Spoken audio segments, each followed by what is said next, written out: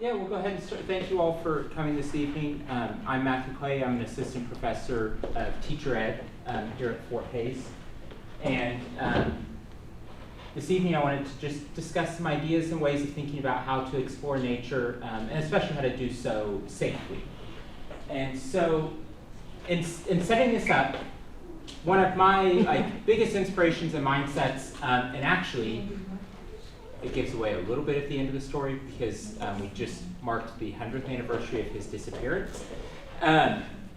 He reappeared 75 years later, not looking great.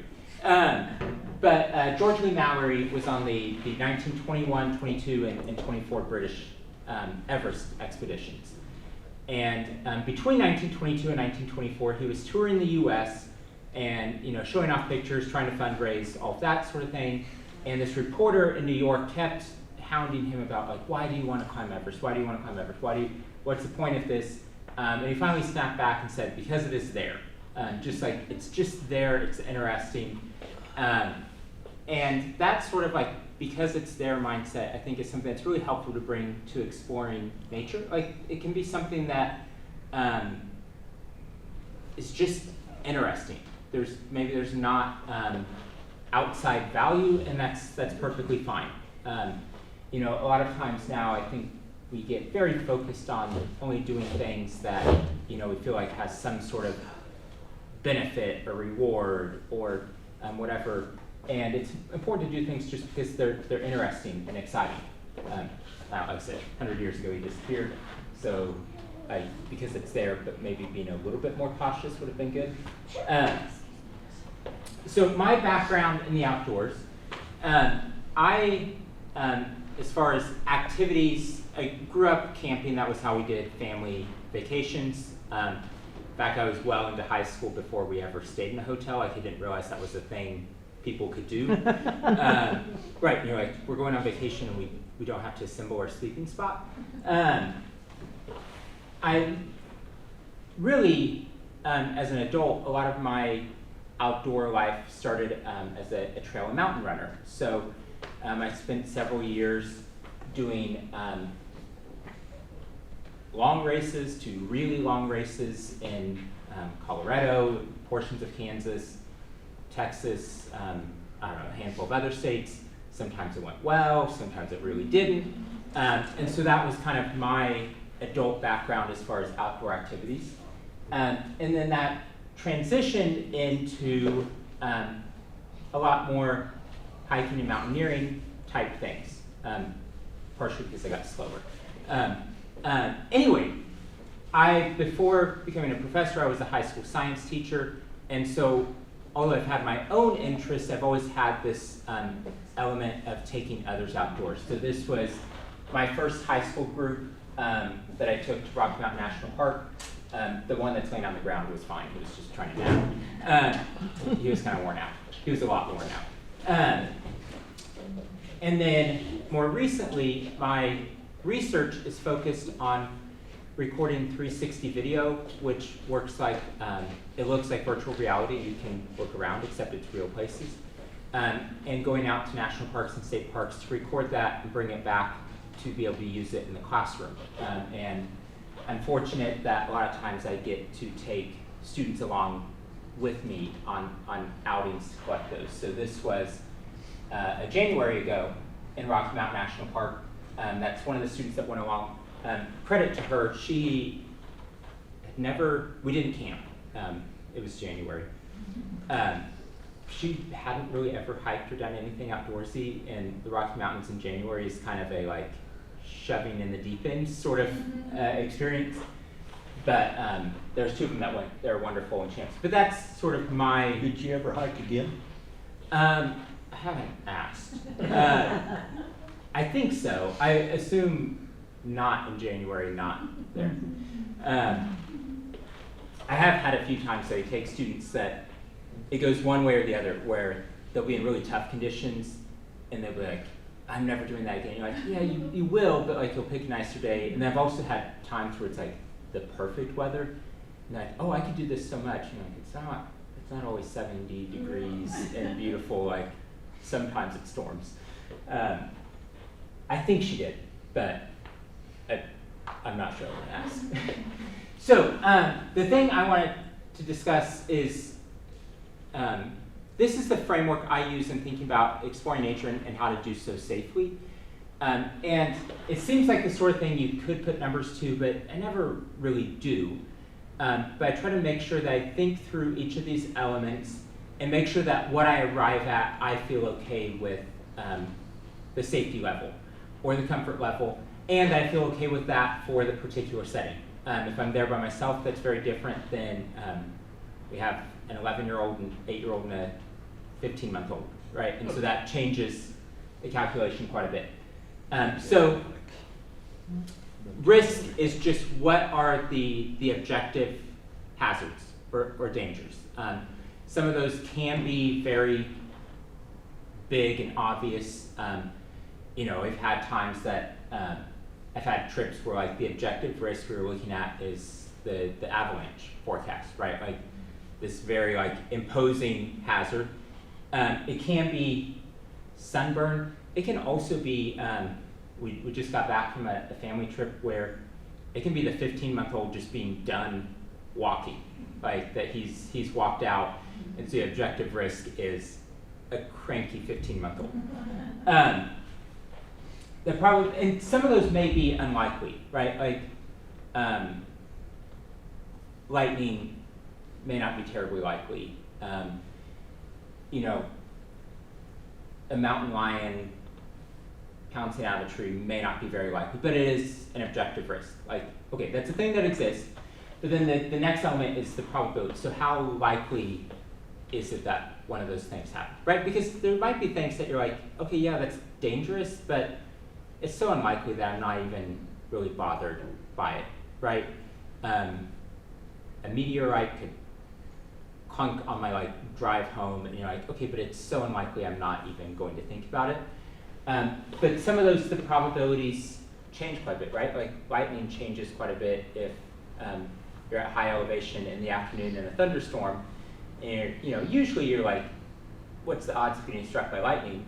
But they're set into like, I don't know what they are, but they're definitely higher than they were yesterday, or definitely higher than they would be if I was down there in a cabin or car. So what are the odds? And then what resources do you have to deal with those? And trying to take the balance and say, okay, if one of these is something that I don't feel great about, what can I do to change the total equation a little bit? Like, is there something, another resource, another thing I could bring along that would make me feel better? Is there a way I can make something less likely to happen? And this is something I try to think through any trip. What are the risks? How likely are they? Because the biggest thing is that the safety aspect happens at home most of the time.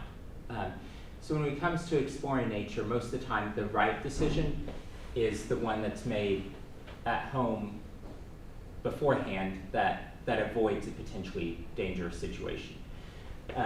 One of my, going back to the Maori example, in 1996 there was a big disaster on Everest, which became the Into Thin Air book and the Everest movie. And Ed Viesturs, the great American climber, was on Everest that season. They ended up making the IMAX movie that year. And when everything went somewhere in a handbasket, he was in base camp because they'd looked at the forecast and the number of people going up, and they're like, you know what, the risks and probability just don't look good. And so it wasn't like some heroic decision in the moment. It was the decision they made 3 days before. They're like, I don't feel good about this. And so they were setting in safety. So again, right choices are usually made at home, not in the moment. Everyone's level of adventure is really personal. So what, as you're considering exploring nature, what that means for you can be very personal and different. How adventurous, how much discomfort, whatever, is also completely up to you. one of my favorite quotes that I didn't put in here because some of the words are words I don't want my fourth grader repeating at school, was Yvon Chouinard, the founder of Patagonia, talked about that, when it comes to exploring nature, that like, if you cheat the process, that is, it's all completely arbitrary. If you try to like cheat a process just to say you've done something, you're a jerk when you start and you're a jerk when you get back. So when it comes to exploring nature, it's all completely arbitrary. Anyway, and so it's all very personal. If you look at something, you're like, you know what, I'm not, if that student a couple pictures ago had said, I don't want to be that cold, that's okay. Like, there's no moral judgment in like, oh, if you were a good person, you'd be willing to just shiver. Like, and it's also not one where I'm like, oh, I thought you were a really nice person, but when you said you were unwilling to go stand outside in the snow in 15 degrees, I'm not so sure anymore. The other thing is that there's sometimes things that seem like small risks that the consequences can be a lot higher. So one of the worst, not injuries, but the outcomes I've had of an outdoor outing was I ran a race up near the Colorado and Wyoming border. That's not true. I ran most of a race up near the Colorado-Wyoming border and hitchhiked out in the middle of the night. But before the hitchhiking, I had sunscreen I could pick up at these different points along the way and didn't get all of my arm. I have a nice scar of like a stripe that I got well, and then had second-degree burns on the right. One of the most like uncomfortable, miserable things, and all of the like risks I thought about. Like, oh, I don't want a sunburn, but you know what? Sunburn doesn't seem as bad as, especially the race had like so many moose warnings in the booklet, and like this moose thing seems really bad. Like sunburn, whatever, that's small, and it became very much not small. So sometimes small risks can still have large consequences. And the other thing is that, especially when it comes to introducing young people to the outdoors, even experiences that don't go well can still, in the long term, become positive and happy memories. I still remember when I was a teenager, we camped in Galveston, just a couple hundred yards from the ocean, and it thunderstormed like crazy. It blew one tent over, it flooded the next tent. We spent the night in the family minivan, in the minivan in summer on the Gulf, with all the windows having to be shut because it's pouring, right? Like, it didn't go well, but it's still one that I look back and you're like, oh, it's a fun story to tell, right? Like, it was not a restful night, but with enough time, it still becomes a positive memory. And so I think there's sometimes, especially when it comes to introducing young people, where it'll be like, oh, I hope it goes well. And you're like, it doesn't have to, right? Like, sometimes those are still positive memories, even if you're like, oh my goodness, remember the time it stormed and the tent blew over and the other one flooded, and we had to sleep in the minivan. And then, along with that, remembering that experience is the best teacher. So most of the times, things that, when I take students out that I'm very careful about, like, hey, make sure you do this, comes from the time I didn't do blank and something didn't go well. And so I think there's sometimes it can be a little bit intimidating where you're like, well, I don't know everything. And you're like, you don't, especially if you're introducing young people, they're not, and those are just the experiences you gain along the way, right? Experience is the best teacher. So with that, I do want to share a few times that like it all went wrong, just to like emphasize that's a lot of times how you learn. So the first picture, that's our older two children. I should have, the moments where it all went wrong, there aren't pictures of because they're busy doing something else. So these are typically like right before it went wrong or right after.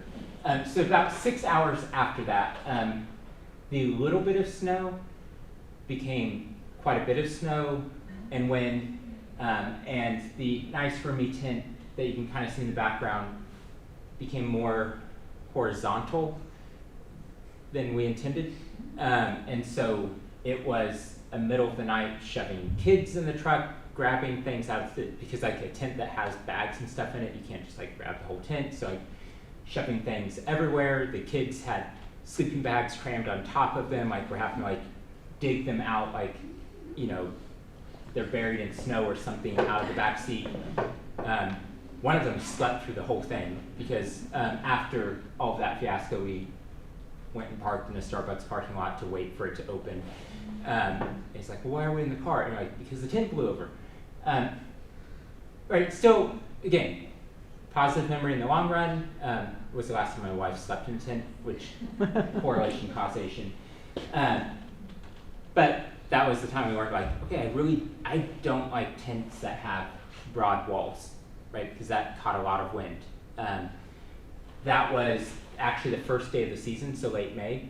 The ground was really wet because the snow had just melted and stakes didn't hold, right? And so that's one that now, anytime I'm on wet ground, we're stacking rocks on stakes because I don't want to do it again. This picture was an aftermath, running a race at Clinton State Park by Lawrence. Severe thunderstorm hit during the middle of it. Became really disorienting. That's one where I started times I was going to be out at night. Like it became really tough to even just like find supplies. And so this is when I started, if I know I'm going to be out at night, tying glow sticks to things that I know I'm going to need to find in the dark. So a lot of camping trips now, I have a whole stash of glow sticks that they're also nice if you have kids that get scared of the dark because you like crack it and leave it in the tent and then they don't wake up in the pitch black. This was a race in the Pikes Peak area. That was also the day I learned the adjective monsoonal, which I learned from the weather forecast when it said expect monsoonal conditions, you know, which is one of those, you know, like, that's what that word means. Was one that really for me became a moment of like, you know what, I really want to make sure that when I'm doing activities that I feel like could be in dangerous areas, I want to make sure I'm on my own timeline, right? Because I was in a race, that race started a lot later in the day than I really would have wanted it to not really fully understand what the word monsoonal meant.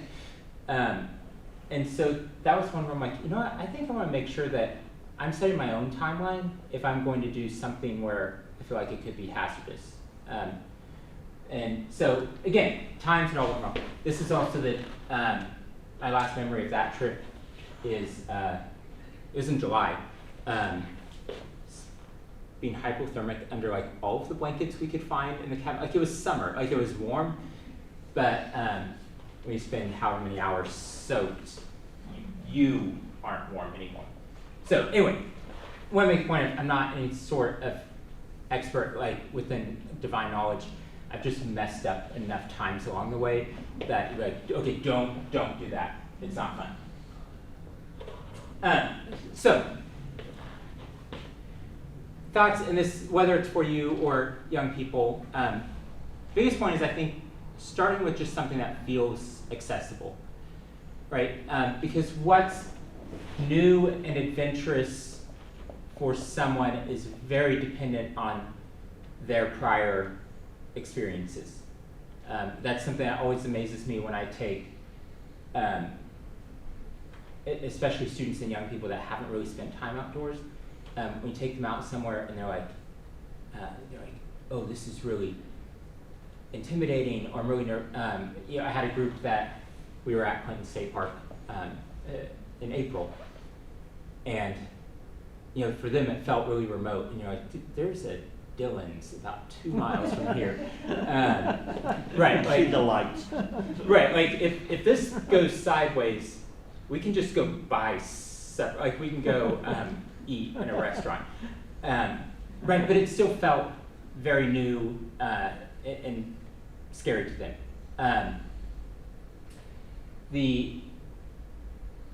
one of the things I always kind of joke about, I think every trail I've ever been on, raced on, taken, somewhere it's listed as moderate. You know, like everyone describes it as moderate, and there's some you're like, you know, they list as moderate, and you're like, that kind of seems like a sidewalk, and there's other times they list as moderate, and you're like, that's not, like I don't know what moderate is, but like, that's just like a path of loose rocks, right? Everyone kind of defines it differently. So choose something that's relatively accessible. Gather as much information as you can beforehand. One that I try to emphasize with young people a lot, I do it myself now even though I'm not a big social media person, but I use things like Instagram because you can search what people have posted from a certain place recently, and so I'll do stuff to be like, okay, how snowy is it? What did it look like? A few years ago there was a glacier I thought was going to break into a couple parts, and so every few days I would check on Instagram because there's a lake in front of it that everyone takes their vacation picture in front of, and they're like, hey, look at me. And so I would be on there looking at their like vacation picture and zooming in, and like, I don't care about people, but like, I want to see how close the glacier is. Right, so gather as much information as you can, weather forecast, all of those sorts of things.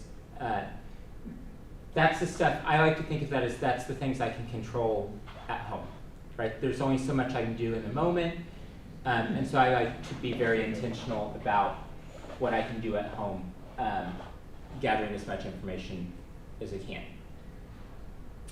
Having a bailout plan. You know, what's the worst case, right? It's the middle of the night disaster where we ended up in the Starbucks parking lot. Has happened twice, actually. First time was an asthma attack with our oldest son. And so it's one of those, you're like, I'm kind of sad that I just know that that's what you do when something goes terribly wrong in the night, is you like gather up and then just go sit and wait for the earliest breakfast place to open. But have your bailout plan. This is one where I love, especially if it's a camping outing, I love with young people, one night is great because the next day they're going home. And if it's wonderful, great, I can't wait to plan the next one. If it's restless and miserable, you know what, in 8 hours, we're gonna pack up and go home, and aren't you going to enjoy your shower once you're home? Great packing list, be very intentional about what it is you're taking with you, making sure it all ends up with you. Being very thorough, and that's one, especially with kids. We've had that, you know, it's not just outdoor outings, but the number of trips that we were like, all right, gather clothes, and you're like, okay, but that meant underwear also. Like that was, I know I said clothes, I assume that was on the list. One that happened just now on our trip, which didn't end up biting the little twerp in the keister as much as I thought it would, said pack a rain jacket, right? Kids are well equipped with outdoor gear, and we get out to the cabin in Estes Park, and middle son gets out his rain jacket, and he has one without a hood. And I'm like, you have so many jackets with hoods that the hood's a pretty critical component of the rain jacket. Right, so I said get a rain jacket, and say get one with a hood, or get the red one with the hood. Make lists. One that I think is becoming increasingly critical is making reservations. I don't know if you've spent time around state parks, but really post-COVID, places that I remember, you're like, oh, you can just show up and there'll be a campsite, or you can just show up, or spots of like, no one ever goes there, and now you're like, oh, people come here now. And so making reservations, a tip I'll share, and I do this a lot personally, and most of the time there's a pretty small penalty for canceling reservations. So I make, especially for campsites in busier places, I make reservations 6 months ahead of time. At times I think I might want to go somewhere, and as it gets closer, see what the forecast is, see if snow's melted, see whatever, and then most of the time you lose $10 if you cancel it or something. So okay, well I don't mind making a $10 donation to the National Park Service, so I'm going to reserve it just in case, because that has been a big change. Is that places that used to just not be very busy, very much are now. My parents retired recently, and they live full time in their RV, and they. Whatever day it is that Kansas State Parks open their camping reservations for the next year, they treat as it's bigger than tax day. Like you don't call them, they don't when that opens, my dad's sitting there reserving months of campsites, because it used to be you could just show up and there'd be a spot, and you can't. And then the biggest mindset thing, especially with young kids, come home feeling like you could have done more. If you come home and you're like, we could have slept another night, or, I would have liked to go on that trail, or coming home feeling like you could have done more is a much more positive thing. I also think it's true, if you come home with some supplies that you didn't use, I think that's a great thing. Because for me, if I come home and I used absolutely everything, that means I was very close to being in a bad situation. If I'm I wore every layer I packed, cool. So if it had been 10 degrees colder, you would have been sunk, right? Because you used every single thing you had.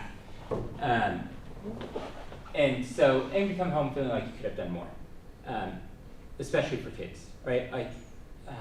With my own kids, I try to be very particular, where they're we could have gone further. And yeah, you probably could have, but I don't know if I really wanted you to be as uncomfortable or tired or grumpy as that would have taken. So ultimately, you don't have to say if you know this from Walt Whitman or Ted Lasso, and I won't say which one I know it from. It wasn't Walt Whitman. I do think even with your own outings, take the mindset of being curious, not judgmental, not comparing. I struggle with that a lot. I'll compare what I'm doing, and because I have friends that are doing more, or I'll read about people that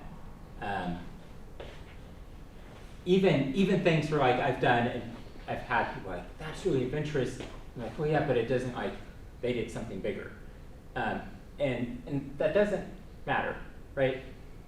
If your nature outing is walking in a park that you don't usually walk in, great. If it's one night of camping at Wilson and taking kids or grandkids, great. All right, it doesn't have to be big. We're not comparing any of it.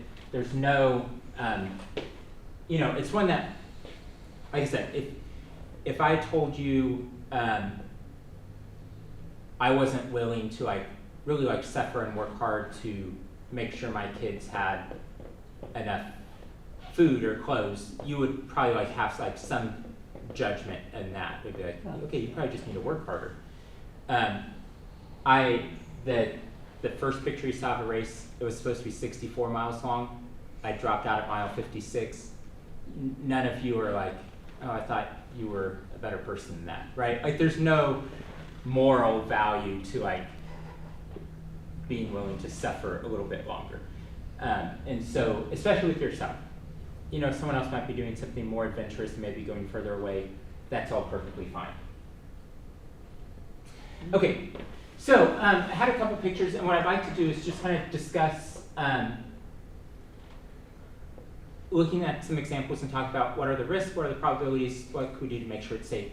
These two, though, I want to make an important point about something I've been reading about a lot lately, which is the concept of serendipity. And so the whole argument was that to see really cool things in nature isn't typically planned. You're out somewhere and it happens. So this top picture, and we're kind of different scale. This top picture is from the summit of Estes Cone, and I did not have a good attitude that day.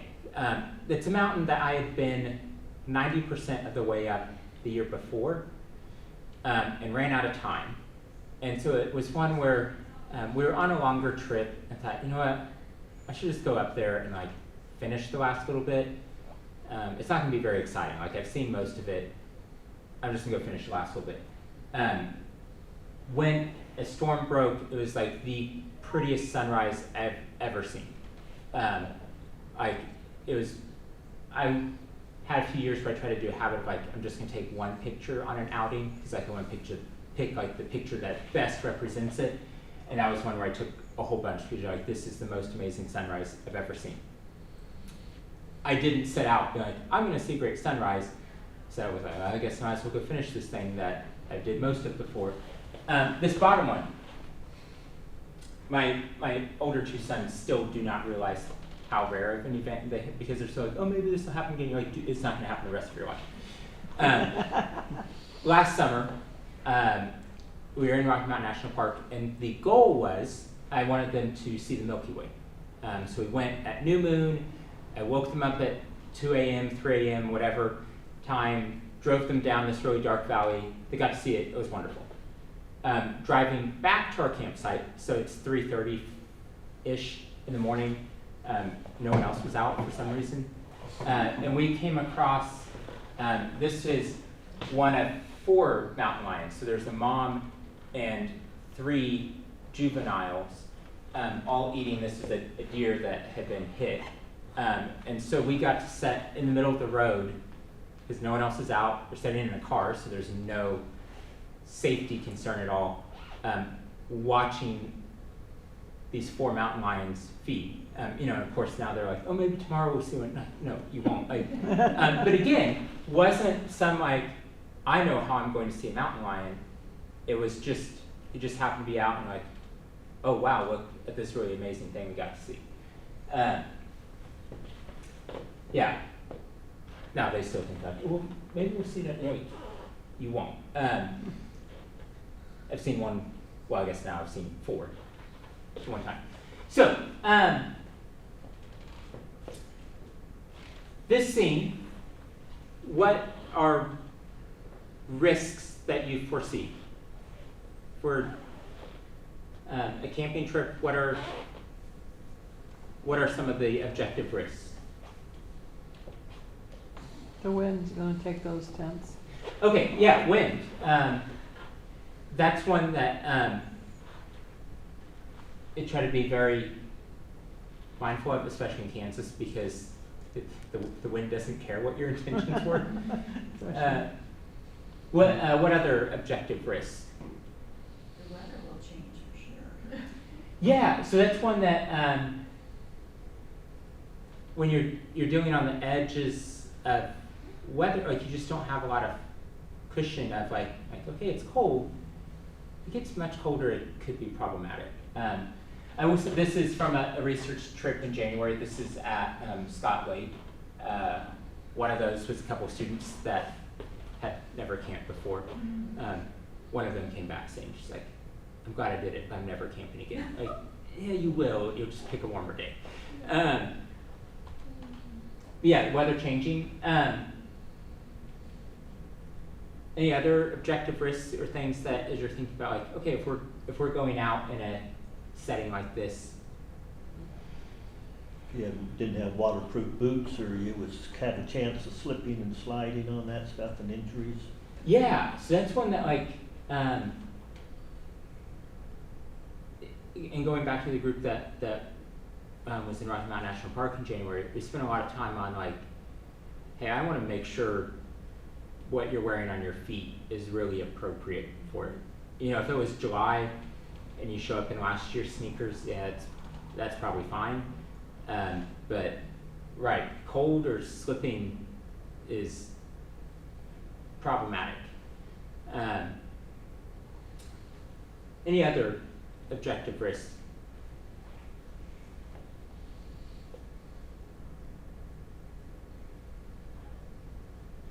So then, what resources could you see being like, okay, if we have the weather could change, the concerns of wind, you know, your footwear and whether waterproof or slipping or sliding, what are things we can do to kind of adjust that whole equation and make it feel safer or more comfortable?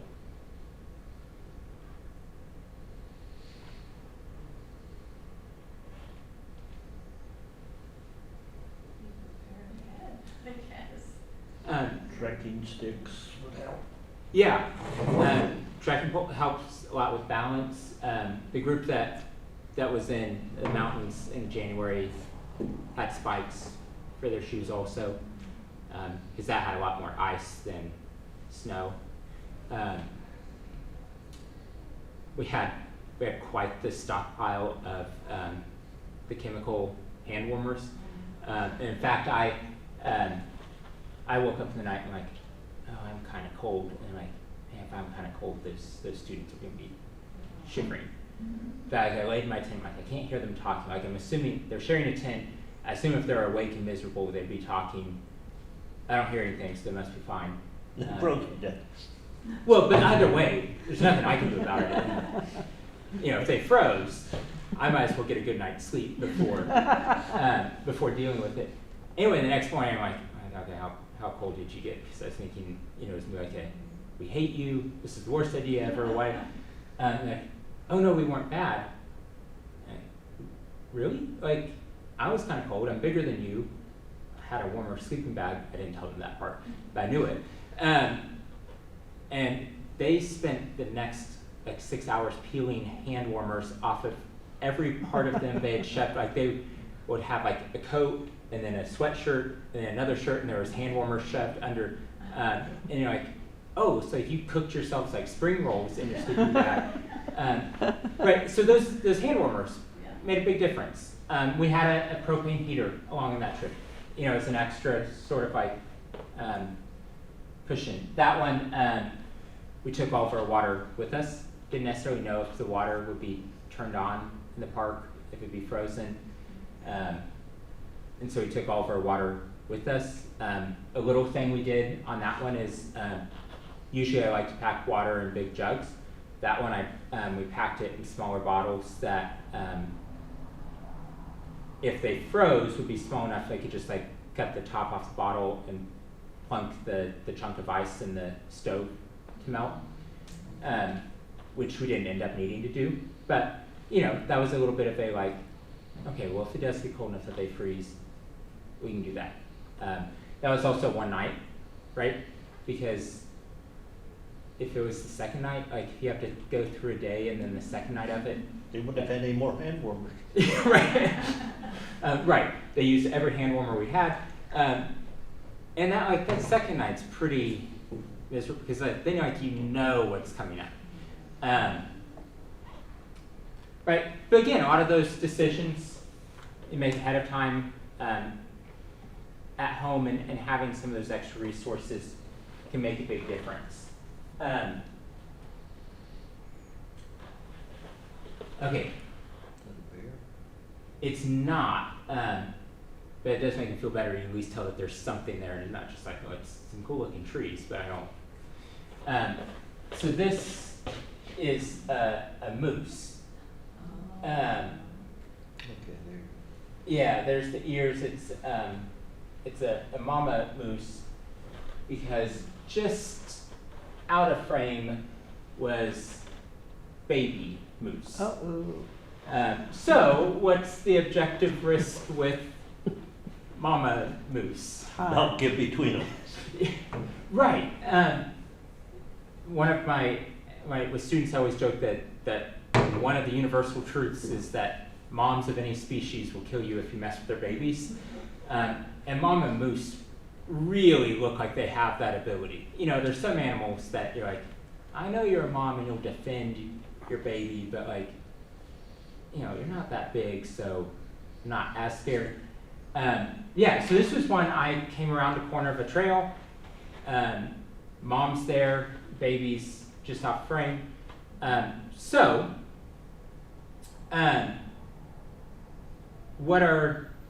And trying to like deal with the risk or reduce it or make it safer. Back out of it. Yeah, that's when you're like, I'm not going down this trail anymore. You know, this is as far as I'm going. Because she was blocking the trail too. It wasn't like off the side. You're like, right. You're like, all right, I'm going somewhere else now. Cool. You have this spot. You enjoy it. And I kind of wanted to keep going that way, but I more want to not be stomped by a moose, and that's just the way it is today. and so yeah, sometimes it's be like, being able to be like, you know what, that's not happening today, it's not safe. In fact, I had once, I had just come down a trail, the Longs Peak Trail, and I was talking to a couple climbing rangers that were getting ready to head up. And they said, "Oh, did you go to the summit?" I said, "No, I didn't really figure that's a spot for a trail runner from Kansas, you know, because that's really like a mountaineering route." Several years ago, and the climbing ranger goes, "No, you would have been fine." I think like, you don't really know anything about me. He goes, "No, because you just said that you aren't sure that it's the right spot." He goes, "People that we end up rescuing are the ones who never think about if they should go somewhere or if they should do something. It's the people who just go." He goes, "If you said, yeah, I don't know," because if you got to something that was too much, you would turn around. You're like, "Oh wow, I'd never thought of like turning around as an important skill or strength." But it is, and this was one that, you know, it's a lovely morning, the weather was great, but mom's there and she has a baby, and that's just not safe. And so we turned around. I mean, I took a picture and turned around slowly. Yeah. Definitely kept listening for like, all right, are we cool still eating our little plants and not following me? In fact, a couple weeks ago we were in Rockman and watched people walk, I don't know, 10, 20 yards up to a bull moose. There was a little creek, not any sort of barrier, and it's wonder like that risk isn't something that apparently everyone realizes or thinks about, which really surprised me, because looking at a bull moose, you're like, nothing about me wants to have a closer encounter with that animal. That horn impaled in me. That big feet. Yeah, it's when you're like, it's not, it doesn't end well for me. Okay, so objective risk, and photos never show steepness well, but this is pretty steep. The photo's basically level, so we didn't like tilt the camera to make it look more dramatic. So what risks do we see here? Slipping and sliding, shale breaking loose. Yeah, right. Slipping because it's steep. Some of the loose rock. Of my two sons, the older one had been on this mountain once before, but they're both pretty inexperienced because they're young. So what can we do for something like this to make it? Now I will add the point of this is actually a relatively small mountain, so it's something he chose that is pretty accessible in terms of this isn't a super long outing. But what are things we can do to try to make it safer or reduce the risk of falling, especially in someone taking young people out? It's hard to see from here, but I mean, if it's a worn path, that would be safer. Okay, yeah, and it's one that's kind of, there's some worn paths, there's some that are probably unofficial paths. Yeah, trying to go, but where there are spots that are like someone else has gone here before, because there's a chance they've kicked the loose rocks down. Mm-hmm. Yeah, other ideas on, you know, something that's maybe steep and loose, and we're taking young people out.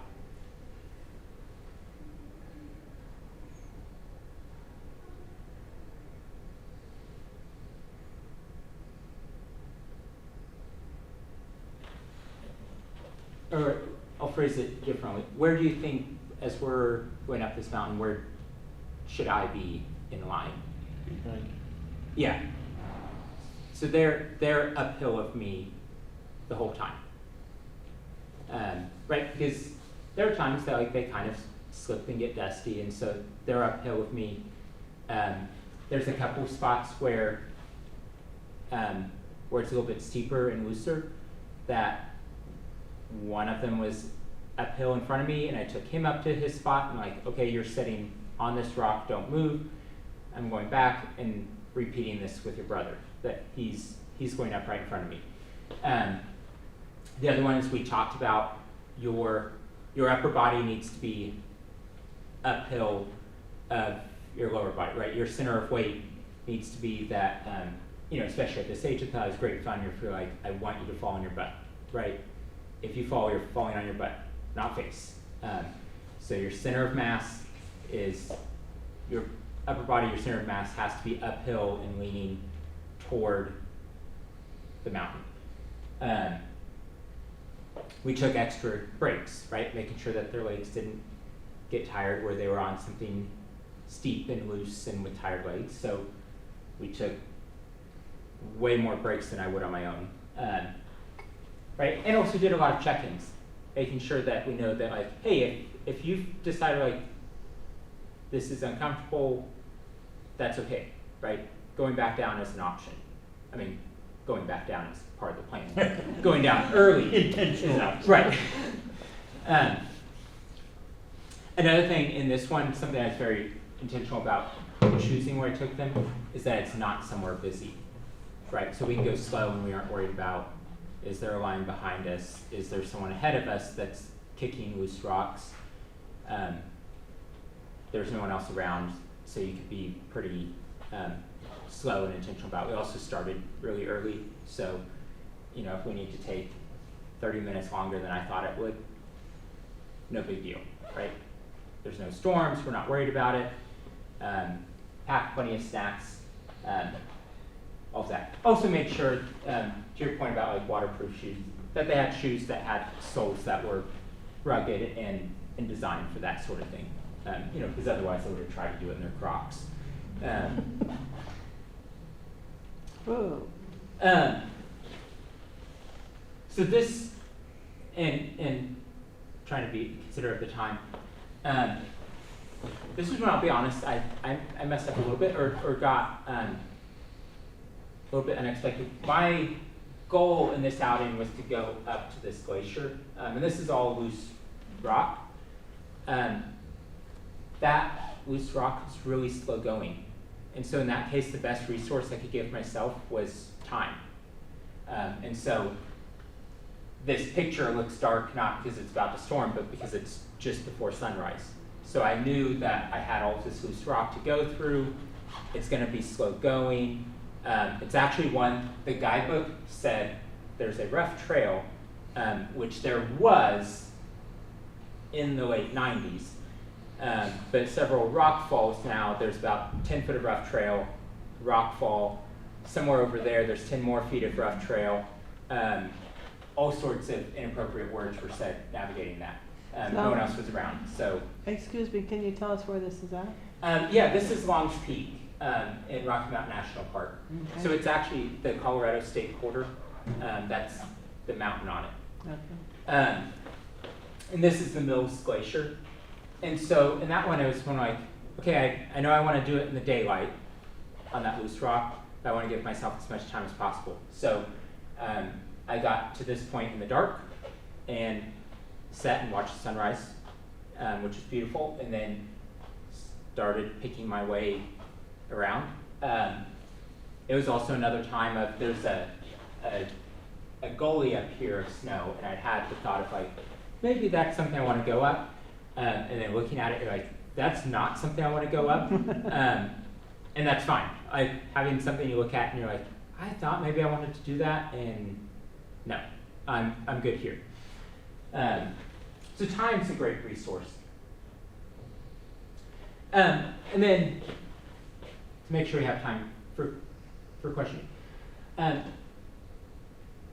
What's the more of a comfort risk, but what's the risk with our youngest explorer there? There's a few. Fatigue, sunburn. Yes, sunburn is a very pale kid. And so, yeah, sunburn was a big one. He didn't love his hat, but like you've got to keep a hat on. You don't have a lot of hair and you're pretty pale. Yeah, getting worn out. So in that case, having the carrier that once he got tired, was the best resource. It was also, this is, you know, in Rocky Mountain National Park at this point, I don't know, I've maybe done 200 miles of the trails. I've probably spent thousands of miles on trails there. This loop is half a mile. You can see the parking lot the whole way. There's a visitor center, so like there's a bathroom, you could buy a snack. But for that little explorer, that's the right level of adventure.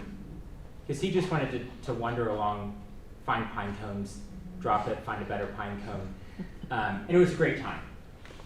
And so I think a lot of times having that, like, you know what, this isn't gonna be big or grand, like, we aren't gonna tell anyone that, like, do you know where we hiked, and they're gonna be amazed. But he's gonna have fun picking up pine cones along the way. One of the other things we did, I didn't put a picture in of this, in Rocky Mountain National Park, there's elk exclosures, so they fence to keep elk out. He's not going very far, so we picked one of those where he toddled along for 100 feet, found a rock in the stream that was cold and wet, thought that was amazing. But like the older two, they're like, okay, you can't leave the exclosure. It's like, you can't cross the river, you can't leave the fence, but you can go explore. And so that was set up to let them have the amount of adventure that matched what they needed, and for him to have the amount of adventure that matched what he needed. I mean, they both hiked much further than they did on that trip, but that's okay. Like how far they hiked or how big or grand it seemed didn't matter. It's just matching what their level of adventure needed to be. It's also said great fun that if you take the wet rock and like rub it on mom so that the river water drains. And I guess this one, the thing I do want to point out with it, this is one of the more intimidating places I've ever been. And the resource I want to point out you can't see. I had other people with me. I'm typically someone that does a lot of things alone. I didn't take the picture because I'm in it. And you can clearly see both hands. It was something I knew was going to feel pretty big and be in a pretty intimidating environment. And so the best resource there was I had a couple other people with me. A couple other people whose judgment I trusted, you know, because it's one you're like, I'm not certain I won't make a navigation mistake, because trails are kind of tough to follow when the world's all under snow, and you can't see them. And so it was having people with me that like, you know what, I'm not certain I won't make a mistake, I'm not certain they won't make a mistake, but I really don't think we'll both make mistakes at the same time. And I feel a lot better about that. And so a lot of times the great resource is just other people and having other people along with us. When you have places you feel comfortable with, taking others with you, and that's one of the things I love about my job now is getting to take students out. You know, a lot of them have never camped, they've never hiked. And those are a lot of times my favorite people to take out. One, because they don't know if you're messing up. I'm like, yeah, there's no way anyone could have done that. I could have. But also just that, like, being able to be that resource, and then sharing it.